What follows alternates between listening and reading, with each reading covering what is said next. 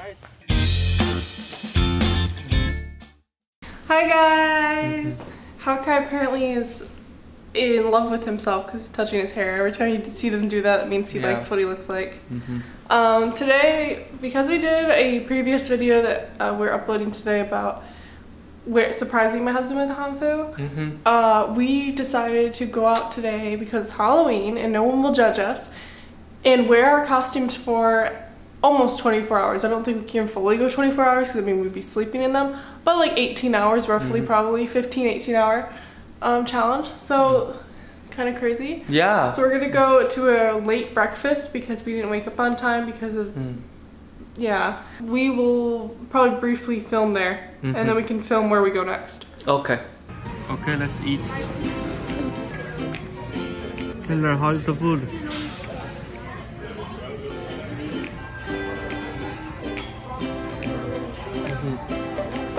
I like your hair. Stealing from me? Yes. I don't care.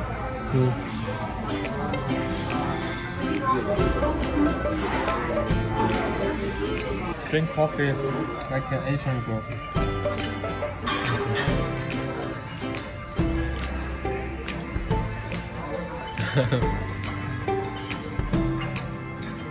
Yeah. How is it? It's good. I'm gonna go dive in the water. Yeah. Look at that car. Yeah. Nice old car. Fire department. Huh.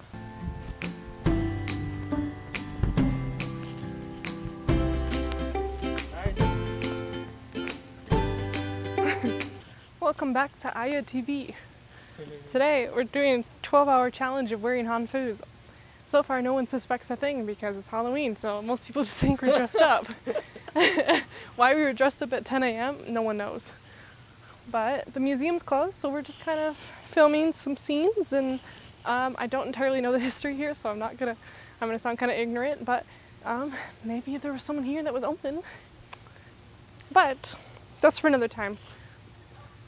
We'll have, with Haokai's schedule, it's been kind of hard to come up with ideas for exploring videos, but if anyone's interested in watching a video about a mining town or visiting any plant nurseries in Globe, that would be really cool to film. I would really like to film those. It's just unfortunately sometimes Haokai is not in the mood to drive very far because he thinks it won't be worthwhile, but I will convince him, or I'll just go on my own. Oh, that tree is really pretty. That would make a really pretty photo. Too bad I don't have my camera. It's really pretty.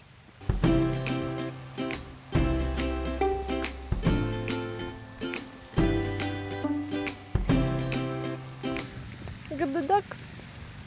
The little ducks. Oh look, you know what that is? No? That one right there, that black one? That one's not from America. Oh. It's indigenous to Canada. Okay. They just fly here. They're like Canadian geese, except they're annoying. They also have different kinds of webbed feet. Their feet are spikier. So their webbed feet aren't just like the 3 toes, they have like 5 toes. They look weird. And they're kind of mean. Don't go too far. Okay. Do you know the difference between a boy duck and a female duck? No. The mallard duck? What's the difference between the two? I don't know. What's the difference? Boy birds are always prettier than the girl birds. That's how you tell usually. They have more color than the girls. Yeah, those are mallard ducks. The boys have white feathers with a black or purple green head, and the females are brown with either purple or blue on the side. Let me tell you, every time I step down, I feel like I'm stepping on my dress, but I'm not. 为什么？为什么他们疯了？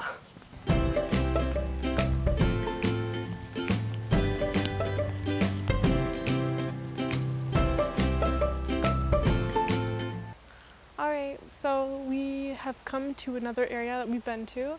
This is like the Waterfall Trail. We're not actually going to go up to the waterfall because it takes a lot of climbing, and wearing this is not really practical. But we thought it would be kind of cool to just film some of the area here, make it kind of look like a drama. I don't know, for me at least.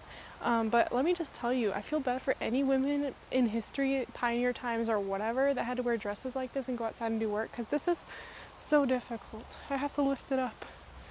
Yeah. I'm paranoid. Let's go down here. Also, you can see on here that someone nailed in bottle caps into this log.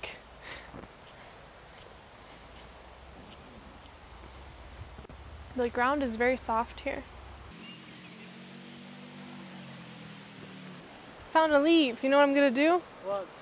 Watch. I'm gonna do what I did as a kid. Okay. So when I was a kid and we lived in Michigan, we always had tons of leaves that were dry like this. So when we were by water, we would always take them and we'd make them into boats.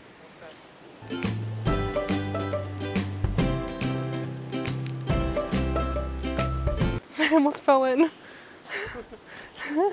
Boats! What even made? Oh, look at this one. Oh. That is so cool. It looks kind of scary, actually. Alright, let's go. This is so difficult.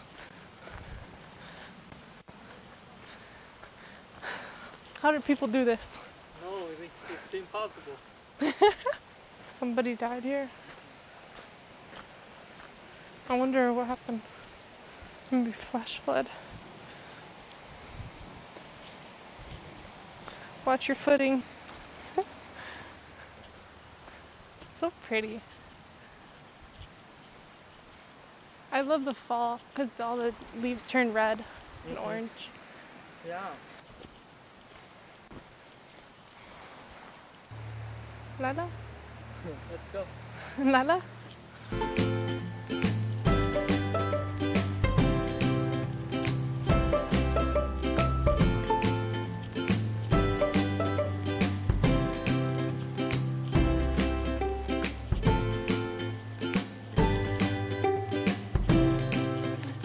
So this is an area that has the village called Shoefly Village, Shoefly, and it is 800 years old. So these would have been Native American ruins. Oh.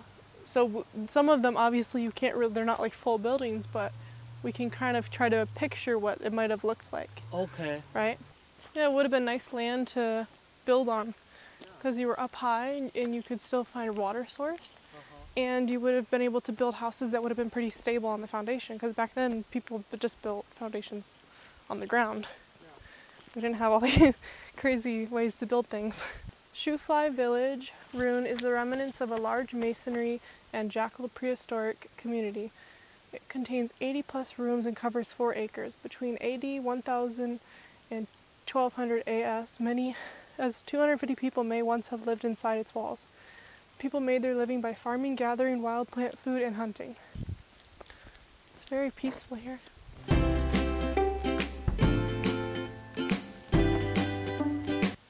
Look at that. Stones had to be gathered and carried in.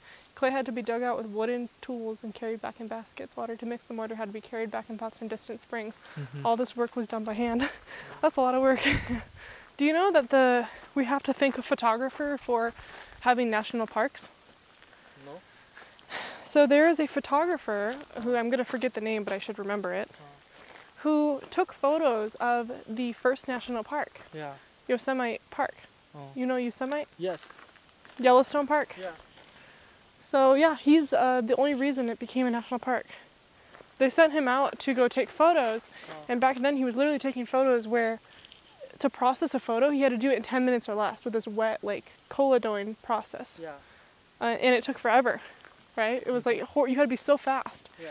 So some of the photos he had to retake, like he had to go back like 6 miles and retake photos, and it was just crazy. Yeah.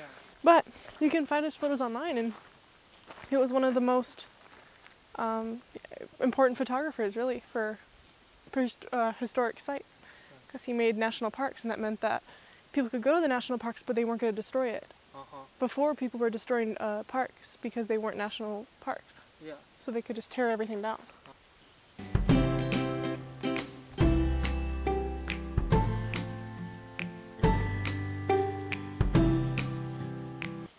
Either someone shot bullets into this, I don't know. Kind of scary. Looks like someone shot into this with bullets. Yeah. not Mongolian. But look, this is the food they would have eaten. So look, this is their season, see? They had different harvests. So in the autumn, they would have harvested yucca, gourds, so like different melons, corn and antelope. And then in the...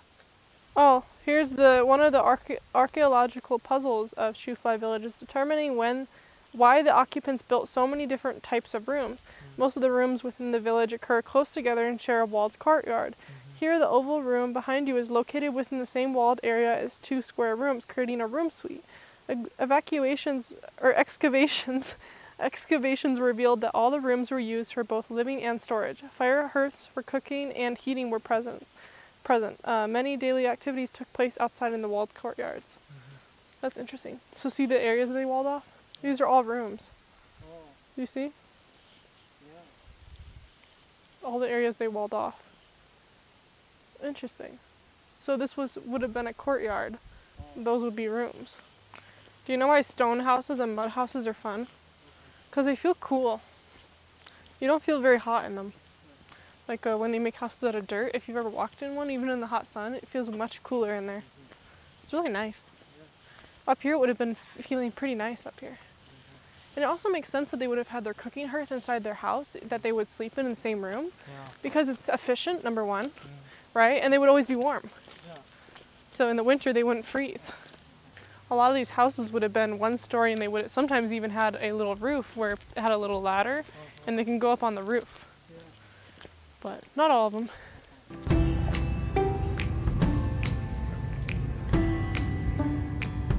Let's go get a boba. So we're now at Haokai school. I'm behind the camera now. And we got boba. They were really shocked at our costumes. It was weird. What do you think, Haokai? 夫人! Could I be an engineer? Yes, you could be an engineer. Could I work in this lab and just make capacitors? Yes. But basically it is, what I'm pointing at right now, those little metal wires that connect to a box kind of looking thing, and they look at certain numbers and they look at a graph on this bigger machine. But I don't know what they're actually testing for. I'm guessing they're testing the power that the capacitor does. That's my only guess. I'm not an engineer. Yeah. But I'm just assuming. This is hard to control. Yeah. Hello. Which way? Or I survived because I have nothing to do here except make fake capacitors. Alright.